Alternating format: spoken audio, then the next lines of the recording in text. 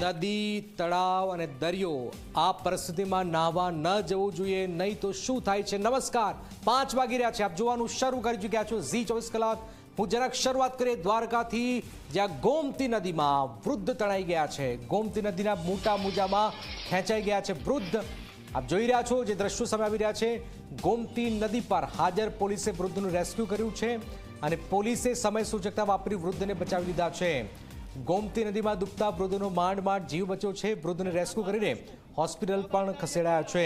તો લોકોને વિનંતી છે કે હવે વરસાદી માહોલમાં ના નદી, ના તળાવ, ના દરિયો, દૂર રહો, નહીં તો મોત આવી શકે છે। ભયાનક પરિસ્થિતિ વચ્ચે આ વૃદ્ધને બચાવી લેવાયા છે। સમય સૂચકતા પોલીસે વાપરી અને વૃદ્ધને બચાવી રહ્યા છે। પણ વારંવાર જે ખબરો સામે આવી રહી છે, ડૂબવાથી અનેક લોકોના મોત થઈ રહ્યા છે। લોકો સાવધાન રહે, નહીં તો મોત આવી શકે છે। જયદીપ જોયા। જયદીપ, કઈ રીતે વૃદ્ધને બચાવ્યા છે, શું વિગતો?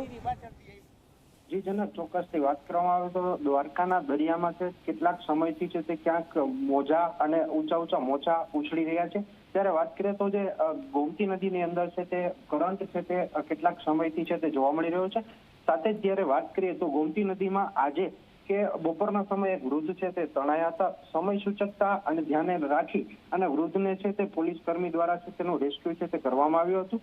વૃદ્ધને બહાર કાઢી અને હોસ્પિટલ ખસેડવામાં આવ્યા હતા અને સારવાર અર્થે છે તે હોસ્પિટલ ખસેડી અને જે પોલીસ છે તેમને પણ તે સમય સૂચકતા છે તે દાખવી હતી। જી જનાબ, બિલકુલ બિલકુલ આભાર જયદીપ। આપ જોઈ રહ્યા છો કે વૃદ્ધ તણાયા, પોલીસે સમય સૂચકતા વાપરી વૃદ્ધને બચાવી પણ લીધા છે।